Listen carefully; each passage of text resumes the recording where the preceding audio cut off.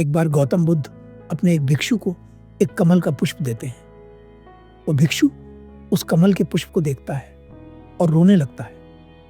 रोने का अर्थ है कि उसकी आंखों से अपने आप ही आंसू बहने लगते हैं। ये छोटी सी घटना हमारे भीतर कई सवाल पैदा करती है, जैसे उस घटना के पीछे की कहानी क्या है।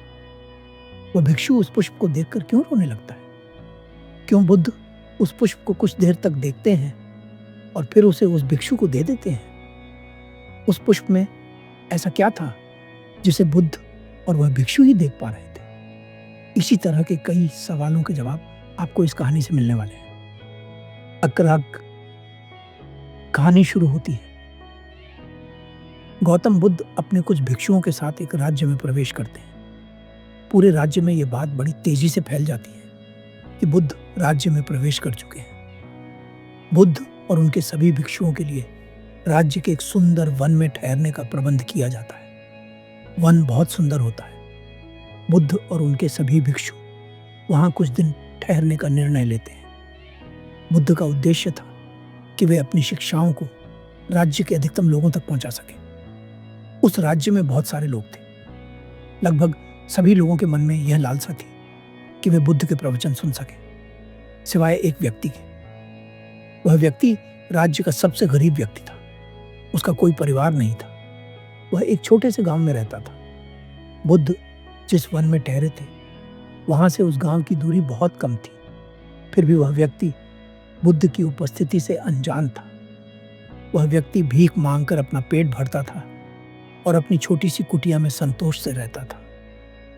जिस दिन बुद्ध ने राज्य में प्रवेश किया, उसके अगले दिन वह भिखारी सुबह सुबह उठा और अपनी कुटिया के पीछे गया। चमत्कार!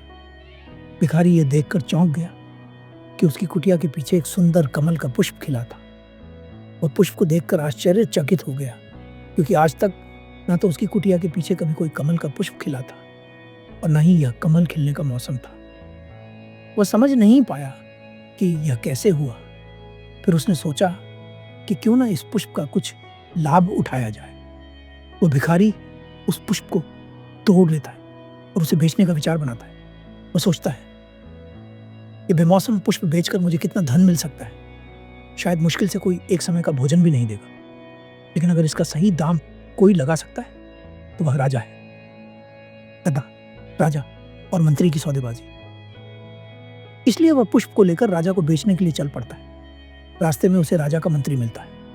मंत्री की नजर उस भिखारी के पुष्प पर पड़ती है। पुष्प अत्यंत आकर्षक था, इसलिए मंत्री अपना रथ रुकवाता है और भिखारी से पूछता है, बताओ क्या दाम चाहिए इस पुष्प का? भिखारी डरते डरते कहता है, मालिक, यदि 10 सिक्के मिल जाए तो ठीक रहेगा। मंत्री कहता है, 100 सिक्के मिलेंगे और वो भी सोने के। ला, यह पुष्प मुझे दे दो। भिखारी मंत्री की बात सुनकर दुविधा में पड़ जाता है, क्योंकि उसने मांगे 10 सिक्के और मिल रहे हैं 100। फिर वह मन में सोचता है, जरूर यह बेमौसम पुष्प बहुत कीमती है। इसे सस्ते में देने में कोई फायदा नहीं। इसकी सही कीमत तो राजा ही दे सकता है। इसलिए वह मंत्री से कहता है, मुझे क्षमा करें मालिक, लेकिन मैं इस पुष्प को नहीं बेचना चाहता। मंत्री कहता है, 1000 सोने के सिक्के देता हूं। ला, ये पुष्प मुझे दे दे। भिखारी फिर मना कर देता है। मंत्री बार बार पुष्प की कीमत बढ़ाता चला जाता है, 10,000, फिर 1,00,000, परंतु भिखारी मना करता चला जाता है। करवा लारस, भिक्षु का ज्ञान। राजा भी भिखारी से पुष्प खरीदने का प्रयास करता है, लेकिन भिखारी अंततः निर्णय लेता है कि वह स्वयं बुद्ध के चरणों में यह पुष्प अर्पित करेगा। जब वह भिक्षुओं की सभा में पहुंचता है और बुद्ध को पुष्प सौंपता है, बुद्ध बड़े प्रेम से उसे स्वीकार करते हैं। वह पुष्प को हाथ में लेकर प्रवचन सभा में जाते हैं। सभी भिक्षु बुद्ध को पुष्प के साथ देखकर चौंक जाते हैं, क्योंकि इससे पहले बुद्ध कभी भी अपने हाथ में पुष्प लेकर प्रवचन सभा में नहीं आए थे। बुद्ध सभी भिक्षुओं को देखते हैं और सभी भिक्षु बुद्ध को देखते हैं। कुछ समय तक बुद्ध पुष्प को निहारते हैं, फिर वे उसे एक भिक्षु को दे देते हैं। वह भिक्षु महाकाश्यप था। महाकाश्यप पुष्प को देखते ही रोने लगते हैं।